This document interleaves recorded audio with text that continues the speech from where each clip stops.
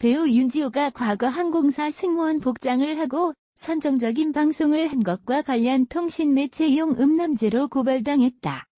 지난 25일 복수의 매체에 따르면 이날 윤지호를 서울 강남경찰서에 고발한 A씨는 윤지호가 2017년 7월 15일, 2018년 6월 2일, 2018년 7월 17일 아프리카TV의 인터넷 방송 플랫폼을 통해 총 3회에 걸쳐 자신의 가슴골 및 속옷 등이 노골적으로 드러나 보이는 선정적인 영상을 불특정 다수의 사람에게 전송했다고 주장했다. A씨는 윤지호가 불특정 다수의 성적 욕망을 유발하거나 만족시킬 목적으로 성적 수치심과 혐오감을 일으키는 영상을 전송했다며 성폭력범죄처벌특례법, 통신매체이용 음란행위 위반 혐의로 처벌해달라고 고발했다고 전했다. 또 윤지호가 2017년 7월 15일자로 대한항공 승무원의 복장을 입은 채로 가슴골 부분을 훤히 비추고 속옷 하의가 보이는 상황에서 영상을 2회 찍었다. 2018년 7월 17일 자로 땡땡이 원피스를 입고 가슴골 부분을 훤히 비추고 속옷 하의 부분이 보이는 상태로 영상을 찍었다고 설명했다. 성폭력범죄처벌특례법 제13조 통신매체를 이용한 음란 행위는 자기 또는 다른 사람의 성적 욕망을 유발하거나 만족시킬 목적으로 전화, 우편, 컴퓨터, 그 밖의 통신매체를 통하여 성적 수치심이나 혐오감을 일으키는 말, 음향, 글, 그림, 영상 또는 물건을 상대방에게 도달하게 한다면 적용되는 죄다. 2년 이하의 징역 또는 500만 원 이하의 벌금에 처해질 수 있다. 아울러 A씨는 윤지호가 여러 혐의에도 캐나다에서 귀국하지 않는데 대해 조기 소환 및 출석 조사를 요구하는 1인 시위도 벌일 예정이라고 밝혔다. 앞서 윤지호는 후원금을 사적으로 유용했다는 혐의로 박훈 변호사 등에 의해 고발당한 바 있다. 박 변호사는 윤지호가 공익제보자 도움 등의 명목으로 후원금을 모으고 경찰의 경로, 개인 용도 사용 등의 금전적 이득을 얻었다며 사기 혐의로 경찰에 고발했다. 한편 지난 22일 윤지호는 경찰에 당장 귀국은 어렵다고 밝힌 것으로 전해졌다. 윤지호가 승무원복 앞서풀 풀어헤치는 등의 행동을 해 고발을 당한 것으로 알려지면서 그에 대한 의심이 점점 커지고 있다. 지난 25일 A씨는 윤지호를 고발했다. 이유는 BJ 시절 승무원복에 앞서풀 풀어헤치고 신체 일부를 노출했다는 주장이다. 고장자연 사건의 증인으로 나서면서 국민들의 큰 지지를 얻었던 윤지호에 대한 신뢰가 무너진 것은 한순간이었다. 심지어 그의 지인은 물론 고장자연의 전 연인까지 나서서 윤지호에 대한 신뢰의 의문을 드러냈다. TV조선 탐사보도 7에서는 누가 윤지호의 노란한 나라는 주제로 방송을 내보낸 바 있는데 당시 방송에서 제작진은 윤지호의 책 출판에 많은 도움을 줬던 것으로 알려진 김수민 작가를 직접 만났다. 김수민 작가는 윤지호는 내게 사실 자연히 언니랑 별로 안 친했다. 나이 차이도 많이 나고 회사에서 몇 번 본 것이 전부인 사이라고 말했었다고 밝혔다. 이어 등장한 장자연의 전 남자친구 역시 윤지호에 대해 자연이에게 한 번도 들어본 적 없었다. 처음에 등장했을 때부터 이상하다고 생각했는데 시간이 가면서 책을 낸다, 후원금을 받는다 등과 같은 이야기가 나오기 시작하면서부터 목적이 보였던 것 같다. 정말 자연이의 지인이거나 생각하는 사람이라면 그렇게 하지 못한다고 덧붙였다. 또 그는 윤지호야말로 검증이 안 된 사람인데 검증도 안 해보고 언론에 나와서 하는 말들을 대중들이 믿는 걸 보고 사람들이 왜 속고 있지라는 생각을 했다고 말한 바 있다. 윤지호가 다시 한번 화제가 되고 있는 가운데 그가 언급한 내용이 눈길을 사로잡는다. 윤지호는 지난달 자신의 SNS에 이슈로 덮는다. 이슈로 덮는 듯 더 큰 이슈를 만드시려 하시니 참으로 실망스럽다고 밝혔다. 이어 어느 순간 피해자로 2차, 3차 가해를 하고 이슈에만 급급한 사람들. 양심이라고는 사라진 지 오래된 그들이라면서 당신들이 악플러보다 더한 사람들이라 봅니다고 덧붙였다.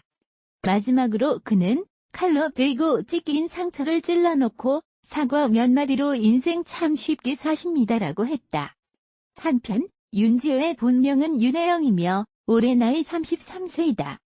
윤지호는 한양대학교 경영대학원 국제경영 석사를 취득, 2009년에 배우로 데뷔했다. 윤지호는 중학생 때인 2000년 9월에 캐나다로 이민을 가서 캐나다에서 중고등학교를 모두 졸업하였다. 한국에서 연예계 활동과 학업을 병행하였고, 대한민국에서의 최종 학력은 2011년에 한양대학교 국제경영 MBA로 지정한다. 윤지호는 방송계, 영화계, 연극계 등에서 활동하다가 2012년 활동을 마지막으로 가족이 있는 캐나다에 거주했다. 윤지호의 부모나 오빠 등은 캐나다 국적을 취득했으나 윤지호는 2019년 4월 현재 여전히 대한민국 국적을 유지하고 있다. 2009년 3월 장자연 사망사건 관련 증언자였다. 2018년 4월 장자연 사망사건 재조사를 원하는 장자연 사건 재수사 요청 청원에 청와대 답변 인원 20만 명이 넘는 23만 5,796명이 서명하면서 재조사 여론이 탄력을 받았고 2018년 5월 3일 검찰 과거사위원회가 재조사를 시작하였으며 관련 사건 중 공소시효가 남아있는 건에 대해서는 2018년 6월 1일 재수사에 들어갔다. 2018년 12월에 대한민국에 입국해 장자연 사망사건을 다시 증언하고 이 내용을 언론에 공개하기 시작했다. 4개월 남짓 대한민국에 머무는 동안 증언, 인터뷰, 출판 등의 적극적인 활동을 했다. 윤지호는 대한민국의 전 배우이자 장자연과 같은 소속사 신인 배우로 카라오케에서 장자연과 동석한 목격자이자 유일하게 증언을 했다. 사건 초기에는 그에게 의호적 여론이 대다수였고 청와대 국민청원 대상의 답변까지 얻어냈지만 윤지호의 캐나다 출국 직전 김수민 작가 전 SBS 작가 혼잣말 저자 폭로로 인해 자신의 사리 사역을 위해 장자연을 이용했다는 주장을 2019년 4월 12일경 인스타그램을 통해 논란의 중심에 섰다. 이후 디스패치, 세계일보, SBS에서 윤지호 증언의 신뢰도에 대한 폭로성 기사가 터졌다. 중학교 때 캐나다로 이민을 갔다가 고등학교 1학년 때 귀국하였고 2011년 직장인 대상인 한양대학교 관광대학원 국제경영 MBA를 취득했다고 주장해왔다. 그러나 캐나다 고등학교 졸업 여부까지 논란이 되면서 그가 주장한 생애 전반에 의혹이 제기되고 있다. 2002년부터 본격적으로 연예계 준비를 해왔다고 말한다. 2007년부터 각종 미인 대회에 참가하기 시작하여 총 8개 대회에 참여했다고 한다. 2008년에 2편의 뮤직비디오에 단역으로 출연, 2009년에는 드라마 2편과 영화 1편에 이미지 단역으로 출연했고 한 CF에 이수경의 비키니 몸대역으로 출연했다고 한다. 2009년 초에 계약 해제한 소속사 같은 신인 배우였던 장자연과 이미지 단역으로 출연한 꽃보다 남자에서 장자연과 재회하게 되었다고 밝혔다. 장자연은 꽃보다 남자 출연 직후인 2009년 3월 7일 사망했다. 이 당시 2009년에서 2010년경 윤지호는 상기된 단역 배우, 부분 모델 활동 외에 대금, 플룻, 피아노 연주자로 퓨전 관현악단에서 단원으로 활동했다는 주장을 했고 또 이벤트 업체에 취업해 파티 플래너로 활동했다고 인터뷰에서 말했다. 또 친구와 쇼핑몰을 창업했으나 6개월 후에 폐업했다고 밝혔다. 또 2009년부터 우리 히어로즈와 넥센 히어로즈 치어리더로 활동했다. 또 2010년에는 미스 코리아 지역 예선, 미스 에코 코리아 등 몇몇 미인 대회에 참가했다. 2010년과 2011에는 2편의 예능 프로그램에 게스트로 출연하여 직업 글래머녀로 화제를 모았고 검색어 1위에 오르기도 했다고 한다. 2010년에는 단역 배우 활동이 없었으나 2011년에 재개하여 영화 2편, 드라마 1편, 뮤직비디오 2편에서 단역 배우로 출연했었는데 당시 연예계 바닥에서 장자연과 동석한 배우라는 소문이 나서 배우로 뜨지 못했다. 2011년을 끝으로 방송 활동을 중단, 이후 연극 배우로 전향을 선언해 2012년 2편의 연극에 출연했다. 2012년 11월 연극 뉴보잉보잉을 끝으로 대한민국에서 모든 연예 활동을 다시 중단했다고 주장했지만 이후에도 KBS 공감 토크쇼 대한민국 1% 공보의 신편 2013년 6월 23일, 알리브TV 크레이지 마켓 2013년 8월 7일 등 국내 방송에 출연했다. 2013년에는 중국 광주 제일미녀공회에 출전하여 1위에 입상, 2014년에는 2014 미스 퍼스트 뷰티 월드에 출전한다. 이후 캐나다 토론토에서 생활하면서 2016년 7월부터 아프리카 TV에 미스 벨이라는 채널을 만들고 벨라라는 이름의 BJ로 활동을 했다고 한다. 그 밖에도 본인에 따르면 모델 테이너, 플로리스트, 플랜테리어 디자이너 강사로 활동하고 있다고 주장한다. 장자연 사건의 열주기가 되던 2019년 3월 7일 사건의 증언자로 언론에 등장하여 주목받았다. 4월 져서 13번째 증언을 출판한 후 캐나다로 돌아가겠다고 발언했다. 윤지호가 장자연 사건을 이용한다고 주장하는 페미니스트 김수민 작가의 피소되고 박훈 변호사, 박준영 변호사, 김대호 기자 등이 의혹을 제기하고 검증을 요구하자 일정을 취소하고 급거 캐나다로 출국하고는 한국에 미련이 없어 시민권을 따겠다고 밝혔다. 출국 후 모친 거취에 대한 거짓말 고백 등으로 논란이 가열되는 양상이다. 여러 의혹이 제기되자 결국 5월경부터는 아예 장자연 사건의 진실 따위에는 관심조차 없는 듯 내가 핵심 인물이라며 본인 항변과 비난에 폭주하고 있다. 윤지호의 정체와 실체를 관심을 가지고 알아본 지 언 이틀째이다. 사실 별로 관심이 없었다. 그러나 얼마 전북 콘서트를 국회에서 한다 하며 책을 판다고 했을 때 이상하다 생각했다. 후원금을 받는다 하여 더 구린 냄새가 났다. 그리고는 조금씩 파고 들어가기 시작했다. 오늘은 그 연재 두 번째 포스팅이다. 최대한 나의 생각과 감정을 글에 담지 않으려고 노력하고 있다. 그러나 적어도 죽은 사람을 가지고 장난을 치면 안 되는 것이다.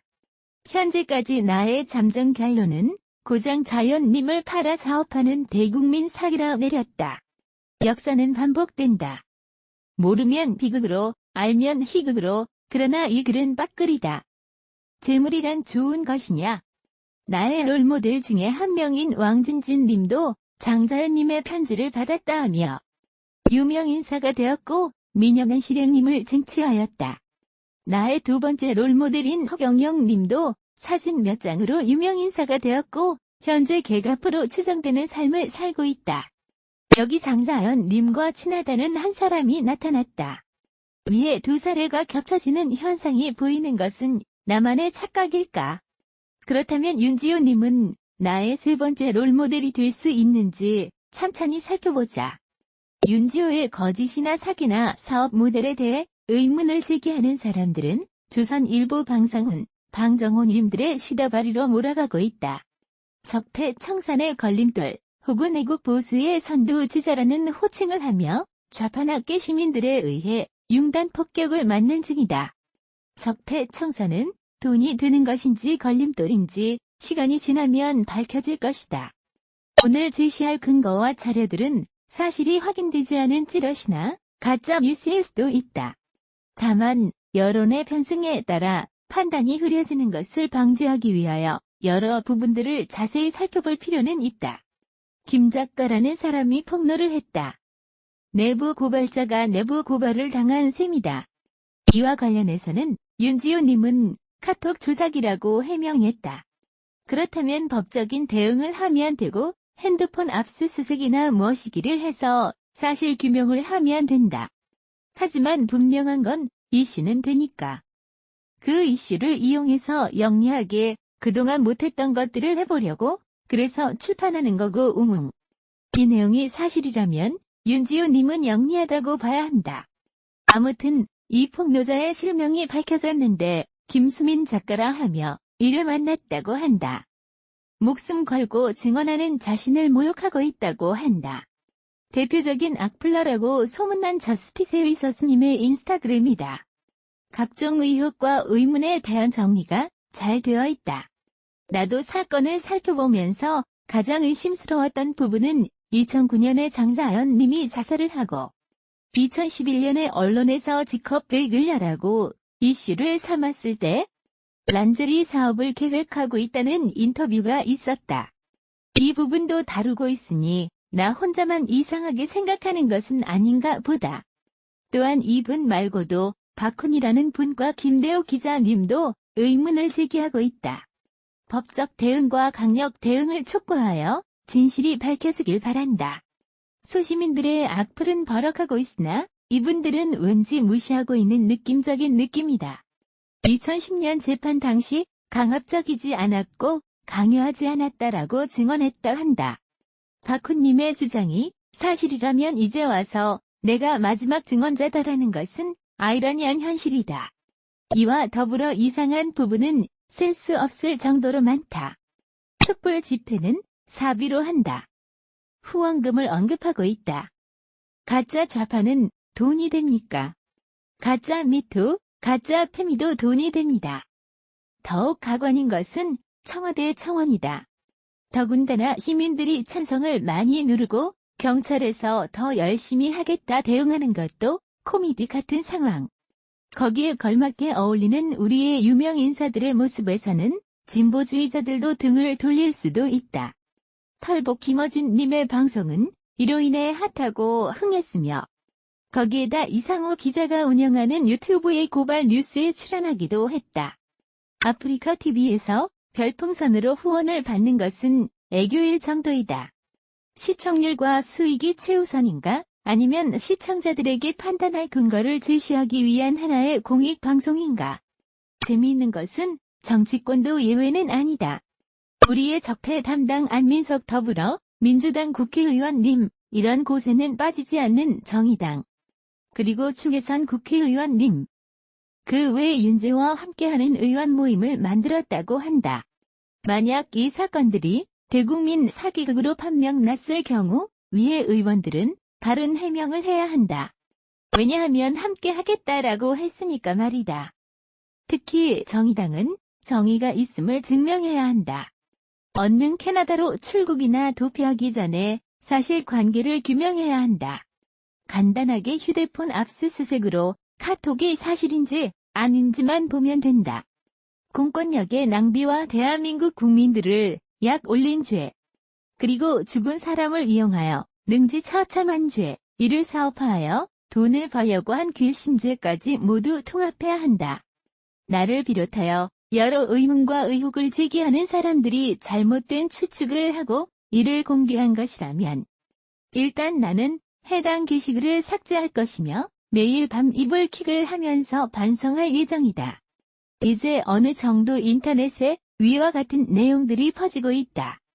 슬슬 캐나다로 도망갈 타이밍이 온 것인가? 아니면 각종 루머에 대응하는 정의의 잔다르크 여전사가 될 것인가?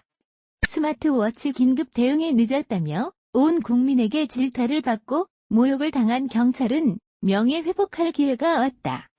뭐가 어떻게 되었든지 낱낱이 털어서 누가 개돼지인지 가려보고 국민 대통합을 이루어보자. 각종 커뮤니티나 SNS에서 지라시 돌리지 말라며 융단 폭격, 댓글을 했던 깨시민들 또한 긴장하며 사태를 지켜봐야 한다.